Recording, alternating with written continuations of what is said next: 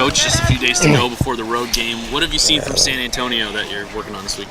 Everything. San Antonio obviously got an excellent defense.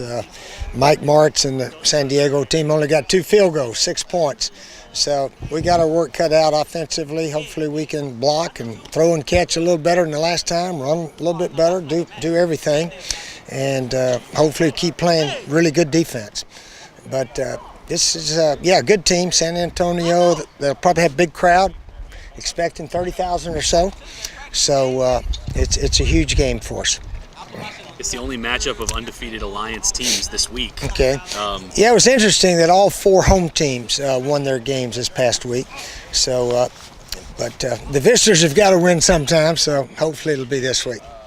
Anything in particular about that San Antonio pass rush that they sacked Burkovici, I don't know how many times? Yeah, they're good rushers. Both their defensive end, outside backer type guys can come, and they're just good rushers. You got to put maybe a couple guys on them.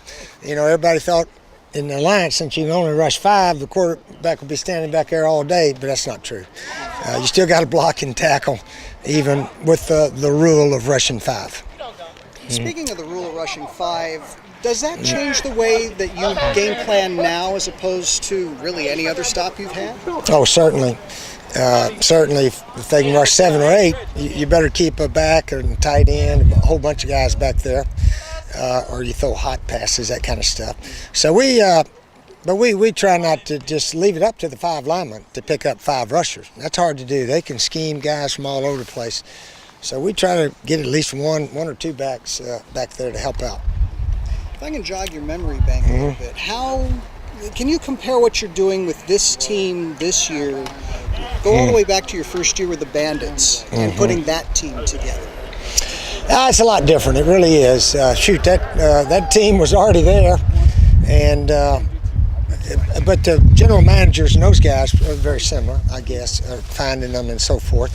But the USFL went out and got NFL star guys, first-round picks. Herschel Walker, Reggie White, Jim Kelly, Steve Young, all those guys played in the USFL. So we're not doing that.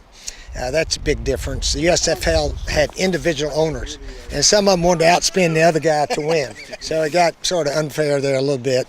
So this alliance is owned by same group of people, every team, and salaries are the same. So it should be pretty fair. That right there. Coach Mike Riley, San Antonio's coach. You're both longtime college coaches.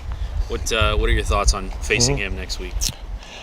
You know, I don't get involved too much on who the head coach is. We just sort of watch their offense and their defense, try to have a game plan like that. Yeah, I know Mike a little bit. I went out and watched the game in Nebraska a few years ago. They had a huge win over Michigan State, hit a touchdown late in the game. And I tell you what, there was a bunch of happy Nebraska Cornhuskers that day. So I saw Coach Riley out there, talked to him briefly that game. But he's done an excellent job with his team, no question about it. They play with a lot of effort and enthusiasm. They got a lot of fire, and we got to match it. We got to match their enthusiasm and effort this week. He's primarily been a West Coast, Midwestern coach. You've been on the East Coast the whole time. Have your paths crossed as far as a game matchup? I don't think so. I don't think so. No, I don't think so. So it'd be the first time. Yeah. Good. All right. Thanks, Coach. My man.